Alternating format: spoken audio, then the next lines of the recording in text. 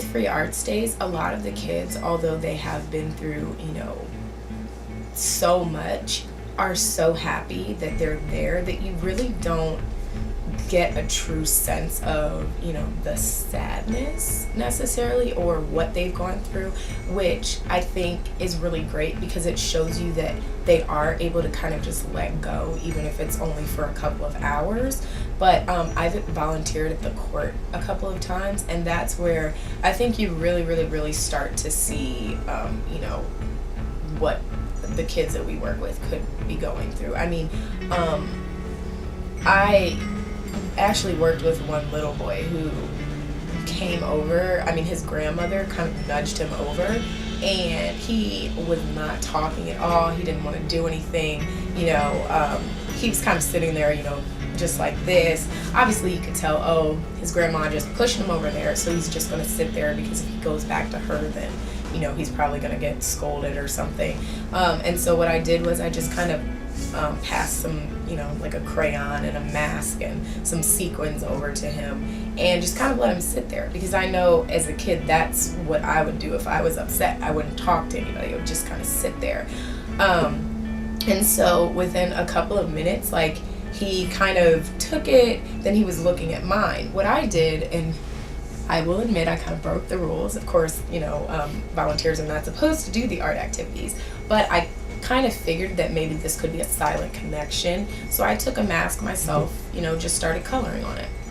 And so he started looking over, and every time I'd look over at him, he'd try to act like he wasn't looking at me. And then all of a sudden he starts critiquing mine.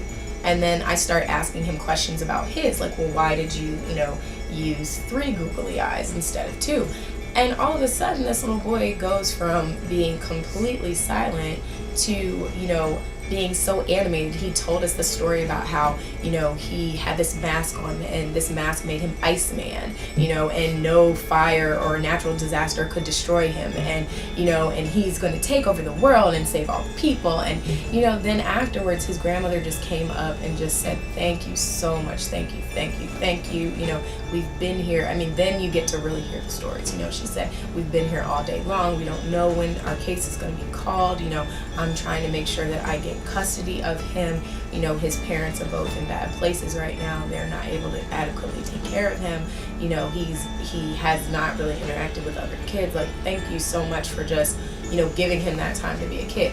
And really at the court, I mean, again, with all of our programs, you're always going to see kids being impacted, but that's where you really, in my opinion, see kind of that quick change, because these kids, I mean, they're being put through so much stuff that nobody could imagine. And I think that's when I took a step back and said, you know what, art has helped me in my life. I've had my own struggles, but I was lucky enough to not ever have to be in a situation like that. I didn't have to be 7 years old sitting in a courtroom not knowing if the person that I came in there with is the same person I'm going to leave with. So I think that that's probably thus far been kind of my most touching moment. It was more so a realization for me, and that's when I really said, you know what, this is why we do what we do.